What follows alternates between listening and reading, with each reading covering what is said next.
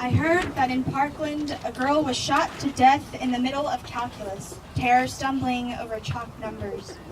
And I heard that it's been 19 years since Columbine. And I heard that 18 guns have been fired across schools in 2 months.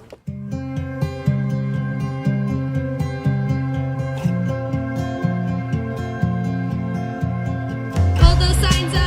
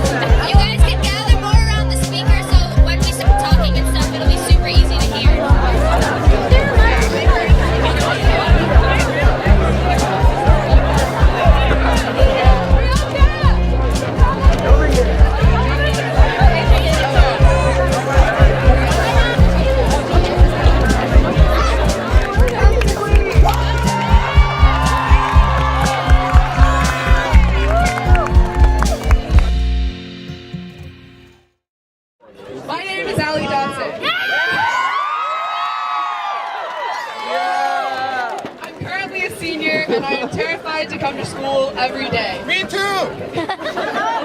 I often catch myself zoning out, planning the fastest way out of the building.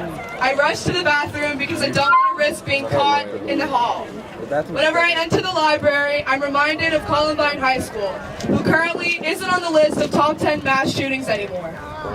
Actually, all top 5 massacres have happened within the last 10 years. We don't want that, do we? No.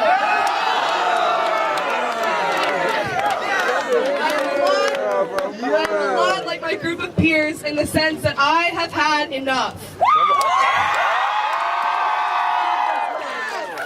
No one should have to feel this way.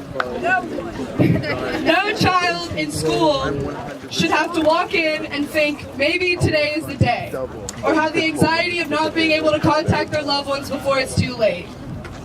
When will the fear end?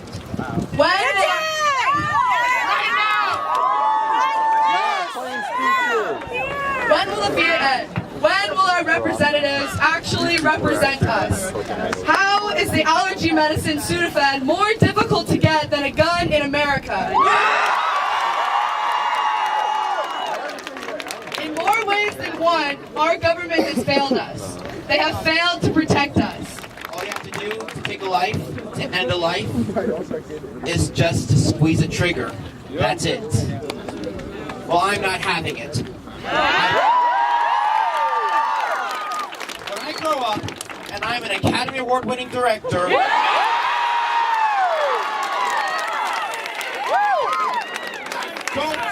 I don't want my children to go to a school where teachers are allowed to have a gun.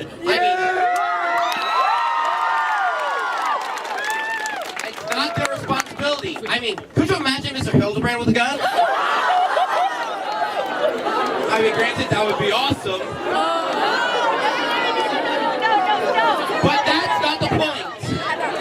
The point here is that it's not his duty to carry a gun. It's Officer Willoughby's. I wrote a paper back in 2014 about how much of a big issue it is, and no one listened. I didn't think it had to come to 17 plus people getting killed for us to listen. So we have to make people listen, otherwise nothing's going to change. I don't care if it's 2014, 2018, I don't care if it's tomorrow, today, but something has to happen, and soon. Yeah. So I know we've been talking a lot about guns here, and that's a big problem, but we have another problem here in this country as well. It's a problem of culture. Yeah. The guys in this country, we aren't allowed to express our feelings. All we're allowed to do is be angry and strong, and it's not okay. Yeah!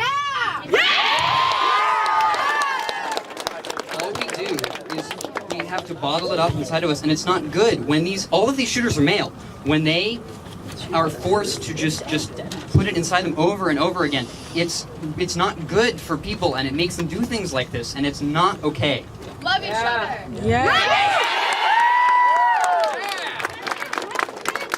But we can change this. We can change this.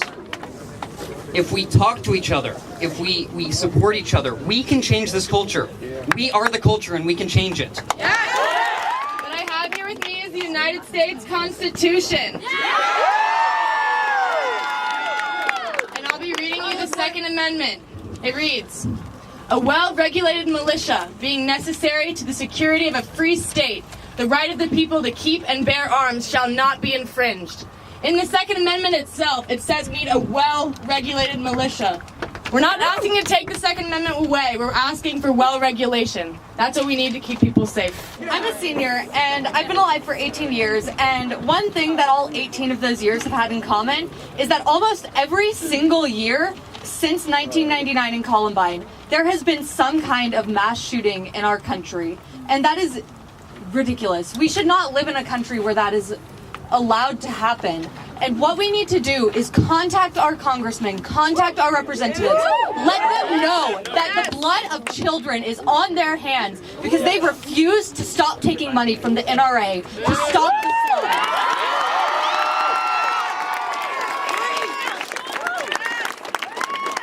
As many of you know, there was a threat against our school, our campus, Westwood High School. The student was arrested because he posted it on social media.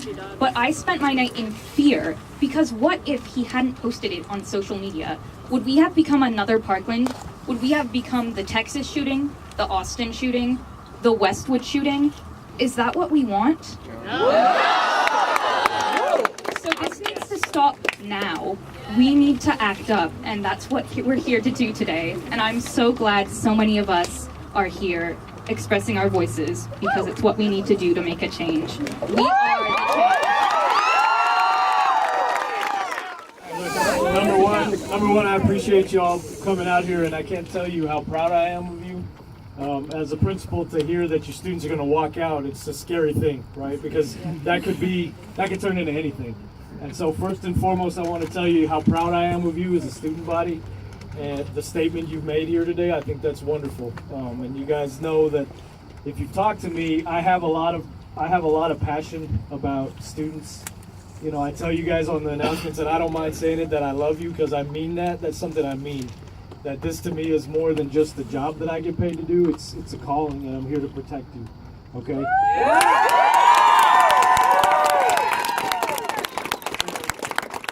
So I told you guys this. I'm very proud of your generation for what you guys have started. You know, in the last month or so. I said if I was young and had my hair, I'd be out there with you. Those days for me are past. So I'm proud of you, and I hope you guys will continue this movement in a positive way. You know, I hope you will work the channels. I hope you will do it the right way in a peaceful manner like you guys have done.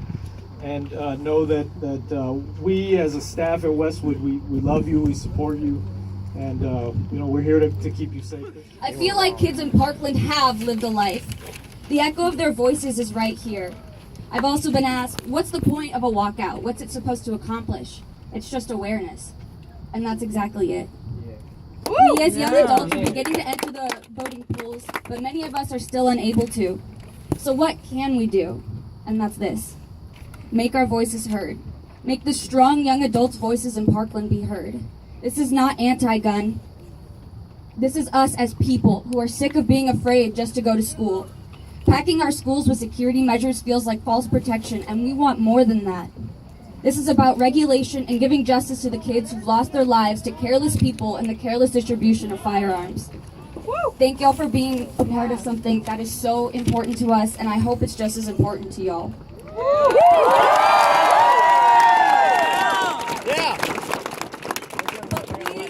Please make sure you guys go back to class. Let's not delegitimize. There we go, that's the word. Let's make this impactful. Like, let's make this mean something. Go back to class, and I hope you guys have an amazing rest of your day. Well, I feel really passionately that there's no excuse for a private citizen to own an assault weapon or an AR-15 like that. It's not okay. We can't let it happen. Seeing everyone come out here today, it was really awesome. Because I know everybody out here is out here because they care deeply about this issue, and it feels really great being surrounded by people who know that just letting all these guns be out there is wrong. We decided to show up because our voices need to be heard, and even the smallest, even a single person, you know, talking about what they feel like, it can really make a difference. And so I feel really strongly about gun control, especially because we're, like, right now, we're all just so disconnected, and I feel like that's a huge issue. Like, there's not much love going around. It really is about our mindset too. If we don't change, then nothing's gonna happen, you know? We've got to call for change and gun protection and all that. Without that, I'm not really what's gonna happen.